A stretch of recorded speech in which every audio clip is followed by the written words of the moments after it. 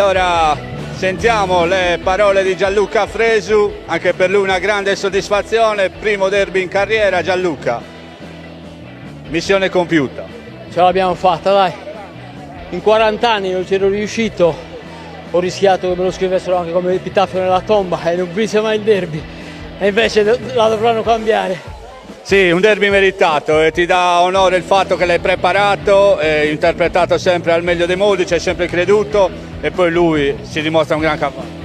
Ma guarda, lui è un gran campione, adesso non perché ha vinto, ma in settimana ha avuto un grosso problema che ha rischiato grosso e siamo riusciti in qualche modo a rattopparlo e insomma ha corso con la classe che ha, perché la distanza è vero che non l'avevano mai fatta tutti, però visto il problema, è stato qualche giorno senza lavorare, lui insomma ci ha messo del suo, proprio la sua classe ha fatto sì che insomma fornisse ugualmente una prestazione da vero campione. Qual è?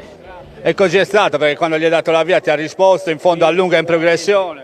All'addirittura opposta sembrava un po' che stesse accusando il colpo, invece come l'ho richiamato un po' pesante ha risposto bene, si è avvicinato, ha avuto modo di respirare in curva e di ripartire addirittura con una forza insomma solo i campioni hanno.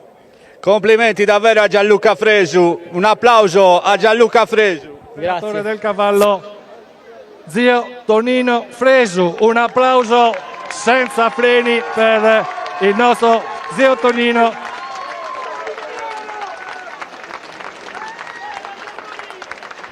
Gigi il Grigio che prova a passare, sembra farlo con la consueta facilità. Gigi il Grigio che si invola verso il traguardo, Giustino che ci prova al suo esterno, Gigi il Grigio all'interno, Giustino che prova ancora, Gigi il Grigio sotto la seria minaccia di Giustino, Gigi il Grigio 6 su 6 davanti a Giustino e dal numero 1 Galus e Boy che precede a sua volta il numero 13 Glamour. Gigi il Grigio non è solo 6 su 6 ma è anche il vincitore della 99esima edizione del Derby Sardo, protagonista assoluto di un'annata che lo ha visto sempre primeggiare davanti a tutti.